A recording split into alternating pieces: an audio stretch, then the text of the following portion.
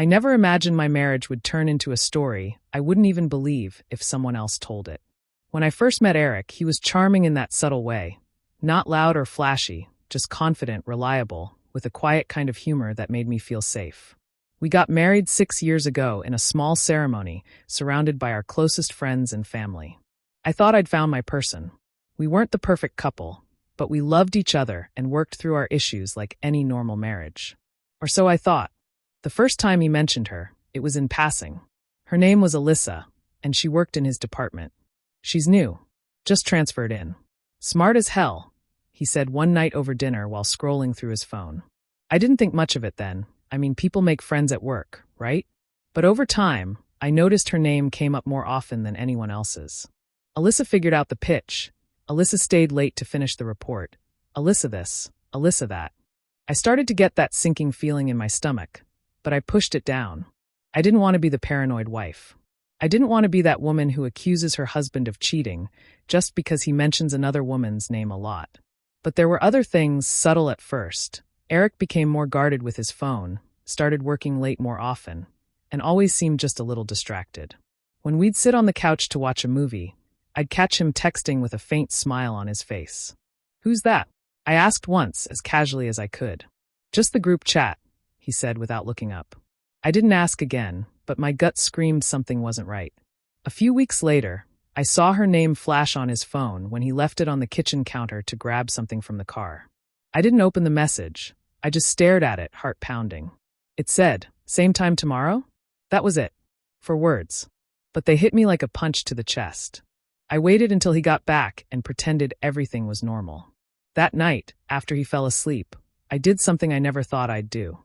I went through his phone. The messages were mostly deleted, but some were still there, and they told me everything I needed to know. Inside jokes, random photos, late-night chats, and one message that changed everything. "You looked so good today. Wish I could have pulled you into that empty office and had you to myself." My hands shook as I read it. I felt sick. I didn't sleep at all that night, just lay there next to him, staring at the ceiling, wondering what else I didn't know. The next morning, I didn't say a word. I got up early, made coffee like I always do, smiled like nothing was wrong, and kissed Eric on the cheek before he left for work. But inside, I was unraveling. Every moment felt fake, every smile a performance. I spent the entire day thinking through every detail, every late night, every excuse. Every time he came home smelling like a different cologne than the one he left with. I wanted to scream. I wanted to throw his stuff out the window. But instead, I planned. I needed to know the full extent of what I was dealing with. I couldn't confront him with just a few flirty messages. I needed proof, something undeniable. That weekend, I told him I was visiting my sister out of town. He barely looked up from his phone when I said it. "Cool, tell her I said hey." That's all he said. So I packed a small overnight bag, drove to my sister's, stayed for an hour, and then came back. But I didn't go home. I parked around the block and waited. Hours passed. I watched the sun set behind the houses, then the streetlights blink on. Around 9:30 p.m., his car pulled into the driveway. I held my breath. 5 minutes later, another car pulled up. A woman got out. It was Alyssa. I recognized her from a photo on his office party Instagram page. Tall, dark hair, fake smile. I watched her walk up to my door, knock once, and then Eric opened it. She kissed him. Right there. On the mouth. In front of our house. He let her in like it was the most normal thing in the world. I waited 15 minutes. My heart pounded so hard I could hear it echoing in my ears. Then I walked up to the front door and turned the knob, quietly. He hadn't locked it. Of course he hadn't. He thought I was gone. The lights were dim. I could hear their voices from the living room, laughing casual, like they'd done this 100 times. I took my phone out and started recording as I stepped inside. The moment I turned the corner, I saw them. She was sitting on our couch, legs tucked under her, holding a wine glass. Eric was standing near the kitchen island, pouring another. He turned around and froze. "Emma," he said. Alyssa whipped her head toward me. The silence in that moment was deafening. I didn't say a word. I just stood there with my phone, letting it all soak in. "What are you doing here?" he asked, as if I was the one who didn't belong. "I live here," I said, my voice calm, too calm. "Remember?" Alyssa stood up and set her wine glass down like she was in some soap opera. "Eric, what the hell?" she snapped. "You said she was separated." That word hit me harder than anything else. Separated? He was telling her we were separated? That we weren't even together? Eric tried to walk toward me, but I stepped back. Don't. You come near me, and I swear I will lose it. I didn't cry. I didn't scream. I just walked to the door, turned back, and said, "You deserve each other." Then I left. I didn't know what to do next. I didn't want to go home, but I didn't know where else to go either. So I drove aimlessly around town, ending up at a park. I sat there for hours, staring at my phone, reading and rereading the texts I'd saved from Eric's phone. Every word from Alyssa, "I can't wait to see you tonight," or "You're the best thing that's ever happened to me." It felt like a knife in my chest. How could he? How could he do this to me, to our family? I thought we were happy. We had 2 kids. We'd been together for 13 years. How had I missed the signs?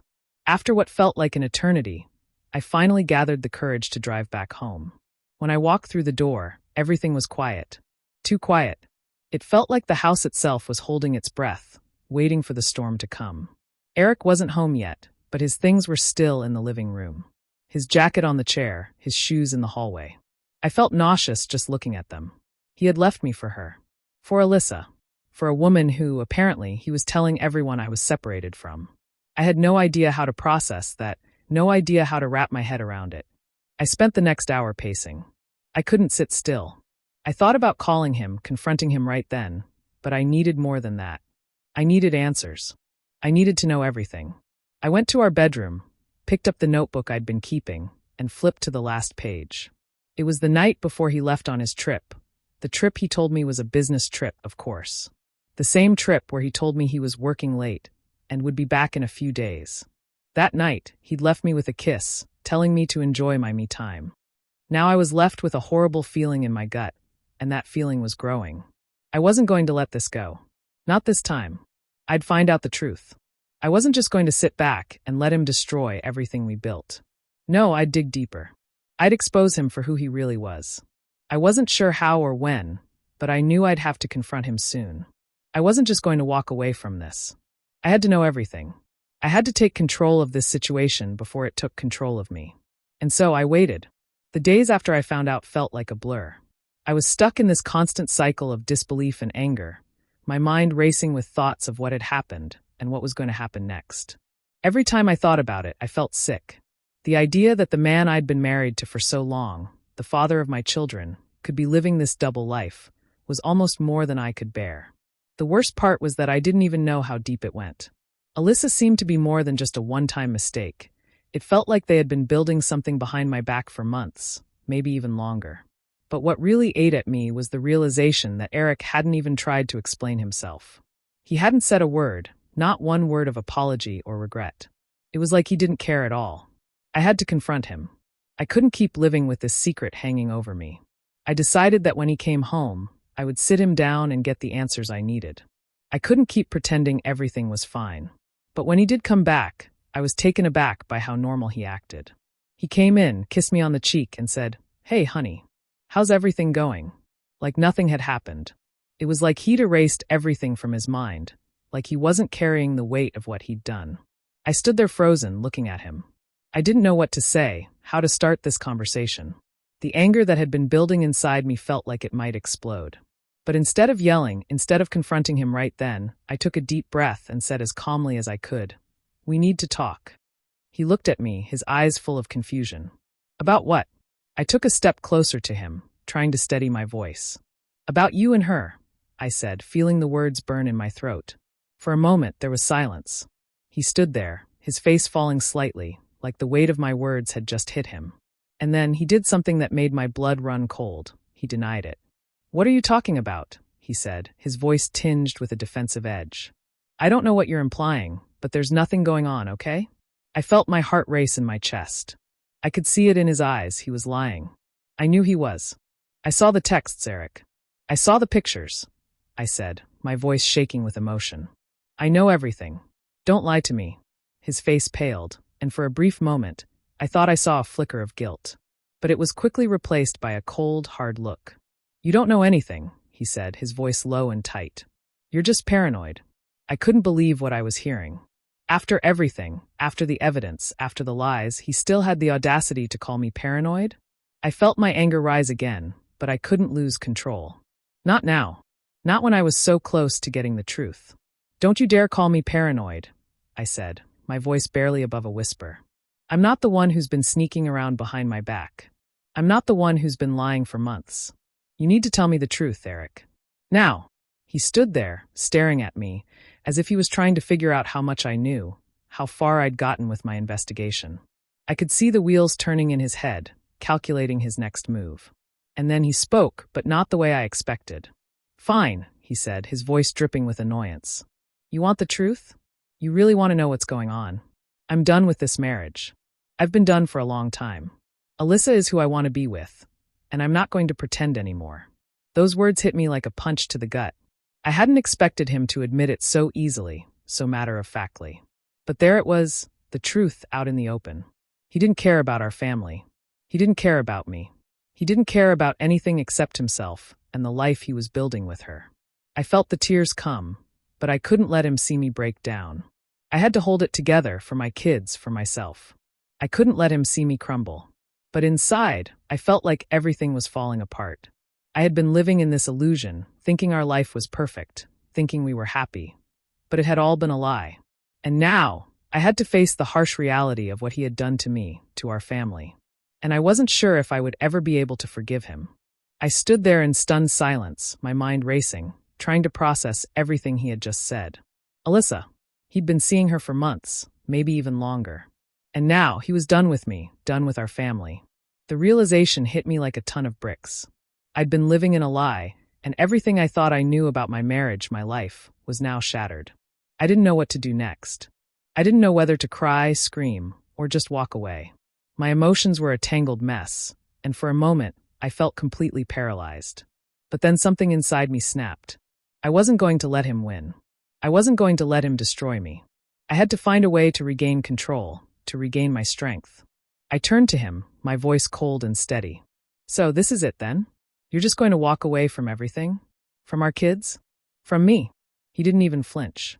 His eyes were cold, distant, like he'd already made up his mind, like he didn't care about the consequences. You don't understand, he said, his tone almost mocking. I'm not happy anymore.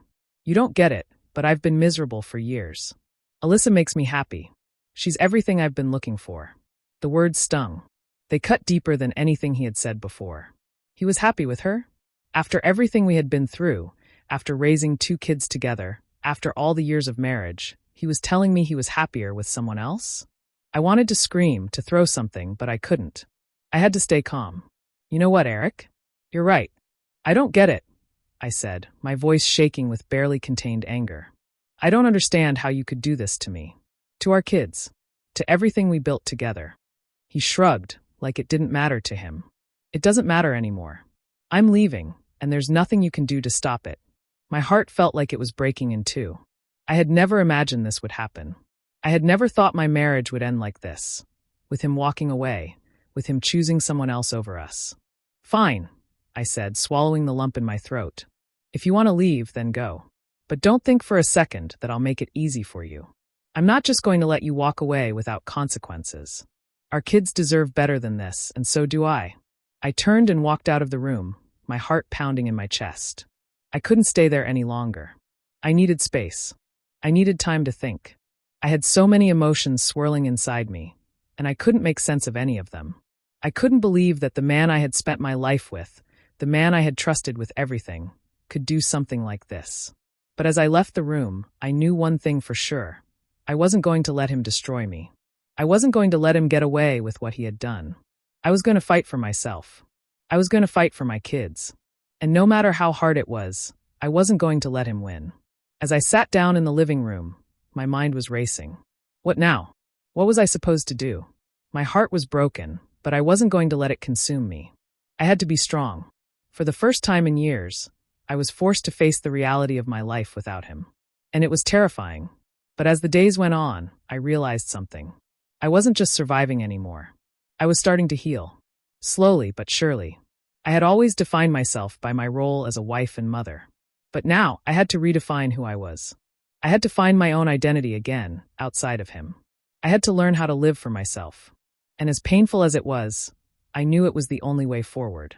So I took one step at a time. I focused on my kids. I focused on my work. And most importantly, I focused on myself. For the first time in years, I was free. And even though it didn't feel like it yet, I knew that this was just the beginning of a new chapter in my life. I had to be strong. I had to keep going. And I wasn't going to let anyone, especially not Eric, take away my future. The days after Eric left were a blur. The house felt emptier, quieter, like a shell of what it used to be. I spent the first few days in a daze, just going through the motions, trying to keep things together for the kids. They didn't fully understand what was going on, but I could see the confusion in their eyes. They missed their dad, and I hated that I couldn't fix it. But I couldn't let myself fall apart completely. Not in front of them. I had to be strong. So I focused on the basics, making sure they were fed, making sure they went to school, making sure they had some semblance of normalcy in the chaos that was now my life.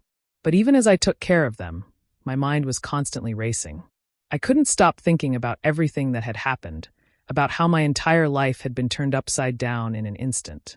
Every time I thought about Eric, I felt a stab of anger and betrayal. How could he do this? How could he just walk away from everything? He had been the one to promise me forever. We had built this life together. And now it felt like it was all gone, just like that. As the days turned into weeks, I found myself looking at the world around me differently. I had always been so consumed by my role as a wife and mother that I hadn't really paid attention to anything else. But now I was forced to see things through a different lens. I saw how many people I had shut out over the years, how many relationships I had neglected. I realized how much of myself I had lost in trying to keep everything together for Eric and the kids. I hadn't taken care of myself. I hadn't taken the time to nurture my own dreams, my own passions. And I knew that had to change. It wasn't going to be easy. It wasn't going to be quick. But I had to find a way to rebuild myself, to rediscover who I was without Eric. I started small. I took long walks around the neighborhood, clearing my head, breathing in the fresh air. I started reading again, something I hadn't done in years. I began to make plans for my future, things I had never allowed myself to dream of before. I even started seeing a therapist, someone who could help me process the emotions I was struggling with, someone who could help me figure out who I was now. The more I focused on myself, the more I began to realize that I wasn't the same person I had been before. The woman I was now was stronger, more independent, more confident. I had been through hell, but I was still standing. I was surviving, and slowly I was healing. But there were still moments of weakness, moments when I felt the weight of everything crash down on me. Like when I found an old photo of Eric and me, taken years ago when we were happy, when everything seemed perfect. I stared at it for a long time, the pain in my chest sharp and raw. I missed him. I missed the man I thought he was. But I also realized something else. I wasn't the same woman in that photo. I had changed. I had grown.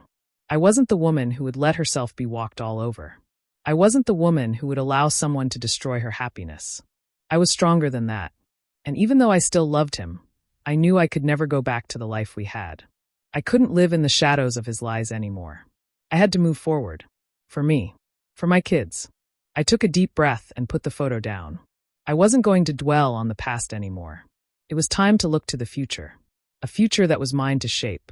And I was going to make sure it was everything I wanted it to be. It wasn't going to be easy. But nothing worth having ever is. I wasn't going to let him take away my future. I wasn't going to let him take away my happiness. And most importantly, I wasn't going to let him take away my peace. As the weeks went by, I started to feel like I was regaining control of my life. I had made some tough decisions, but they were necessary. I wasn't going to wait around for a man who didn't respect me or our family. Eric had made his choice, and now it was my turn to make mine. It was hard, especially when I saw the pain in my children's eyes. They still wanted their father, and I couldn't blame them for that. They missed him, and I knew I couldn't replace that void for them. But what I could do was make sure they knew that no matter what, I would always be there for them. That was my responsibility now. I wasn't going to let them grow up thinking that love meant betrayal. I wanted them to know that love meant respect, honesty, and loyalty.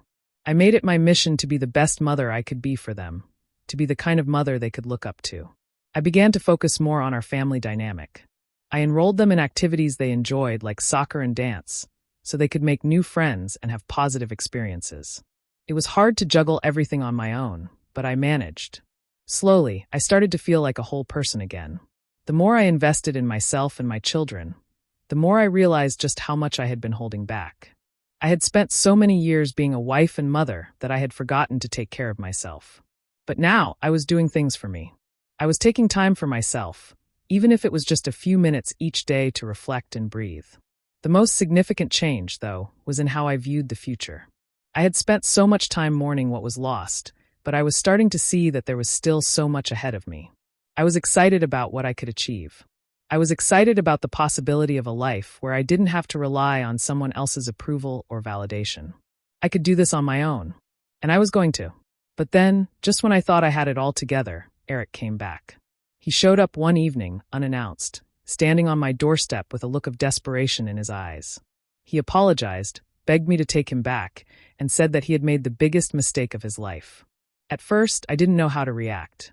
I was still angry, still hurt, still so full of resentment.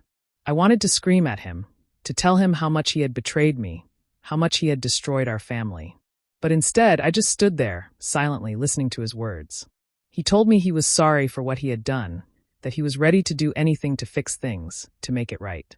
He said he had been a fool to walk away, and that he missed me. He told me that he still loved me, and that he wanted to be a part of our family again. The words sounded so sincere, but I wasn't sure if I could trust him. How could I believe him after everything he had done?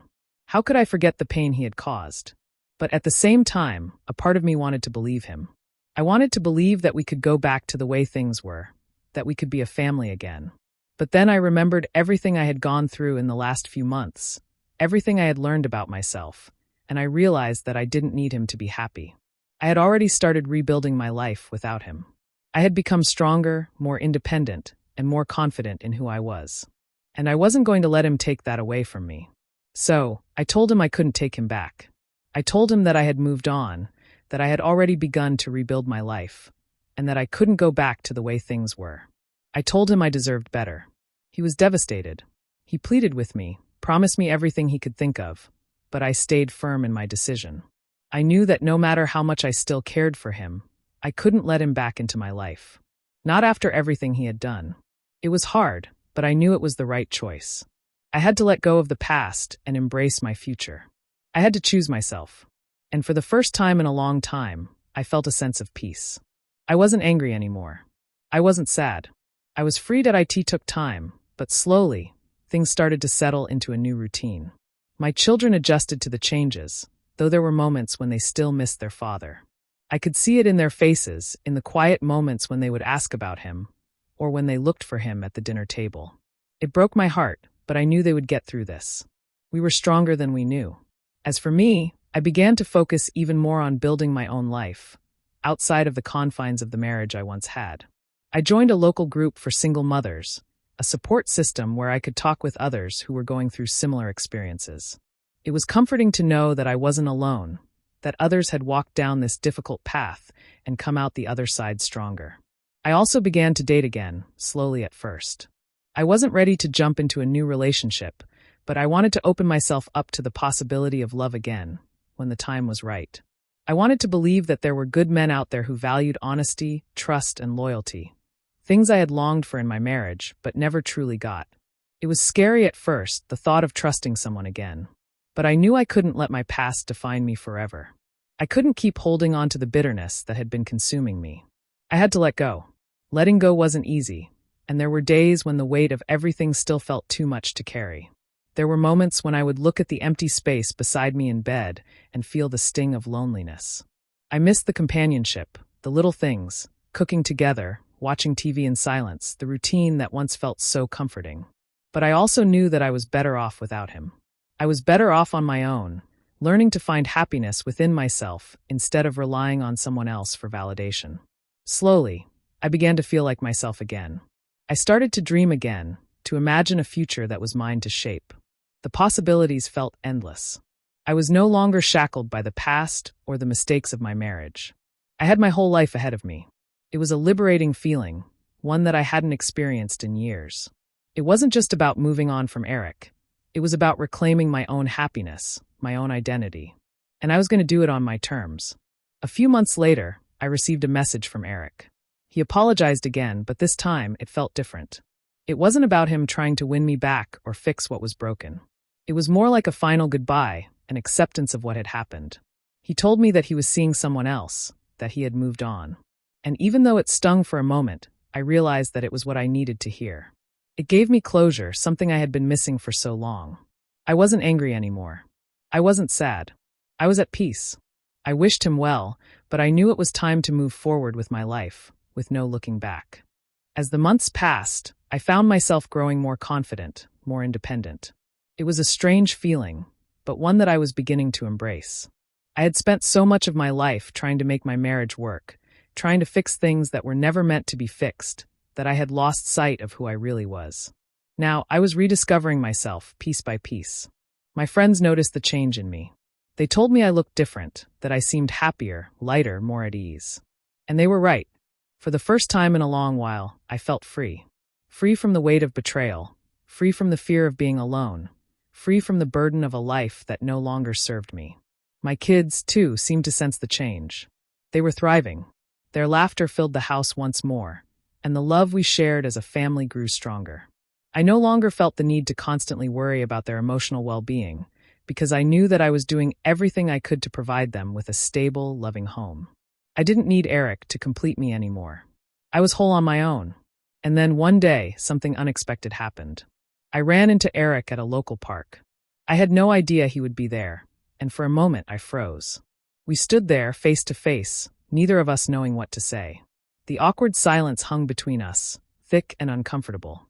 But then, after a long pause, Eric spoke. He told me how much he regretted what had happened, how much he wished he could go back and fix everything. I could see the sincerity in his eyes, but it didn't matter anymore. I had already forgiven him. I had already let go of the anger, the resentment, the hurt. I didn't need him to apologize again. I didn't need him to try to make things right. What I needed was for him to understand that I was okay, that I was happy, that I had found peace in my own life without him. We talked for a while about the kids, about life, about where we were now. It wasn't a conversation I ever expected to have, but I was glad we had it. It felt like a final chapter in our story. It was a moment of closure, one that I didn't even know I needed. And when we said goodbye, I didn't feel the sting of the past. Instead, I felt gratitude for the lessons learned, for the strength I had found in myself, and for the opportunity to start fresh. I walked away from that conversation feeling lighter than I had in years. I realized that the pain and the betrayal didn't define me. It was just a part of my story, a chapter that had come to an end. But my life was far from over. It was just beginning. The months that followed were a blur of new experiences, new people, and a new sense of purpose. I took up activities that I had once put on the back burner. I started painting again, something I hadn't done since college. I joined a local book club, rekindled old friendships, and made new ones. I traveled. I saw places I had always wanted to visit, and I realized that the world was so much bigger than the small bubble I had lived in for so long. My kids thrived too. They were growing into their own little personalities, and I was there to witness every moment. I was their rock, their constant, and I knew that I was doing right by them. My ex-husband Eric continued to co-parent with me. We were able to maintain a cordial relationship for the sake of our kids. It wasn't perfect, but it was enough. Over time, I saw that he was truly trying to be a better father, even if his attempts were a little late. I didn't hold that against him. After all, people change. And sometimes change takes time. But the most surprising thing of all was when I found love again. It happened so unexpectedly, so naturally. I met someone at a friend's party. Someone who didn't know my past. Someone who saw me for who I was in that moment, not who I had been. His name was Jack, and he was kind, funny, and respectful. At first, I was hesitant. After everything I had been through with Eric, I wasn't sure I was ready to open my heart again. But Jack was patient. He never pushed me, never rushed things. We took it slow, and over time, I realized that I had fallen for him. It was nothing like what I had with Eric. With Jack, there was no pressure, no expectation, no fear. There was just a quiet, steady love that grew day by day. Jack was supportive and understanding of my past, and he never once made me feel like it defined me. He saw the woman I had become and loved me for that. That was all I needed. As we grew closer, I couldn't help but think back on everything that had happened. The betrayal, the heartbreak, the pain, but also the strength, the growth, and the freedom. If I hadn't gone through all that, I wouldn't have found the woman I had become. I wouldn't have had the courage to start over, to reinvent myself, to build a life that was mine and mine alone. And most importantly, I wouldn't have found the love that I now shared with Jack. It wasn't perfect, but it was real. And that was enough. I learned that sometimes you have to go through the darkest moments of your life to find the light. And when you do, it's even more beautiful than you ever imagined. My life was no longer defined by the mistakes of the past, the betrayal I had endured. It was defined by the person I had become, by the love I had found, and by the family I had rebuilt. I had come full circle. And as I looked ahead to the future, I felt nothing but hope.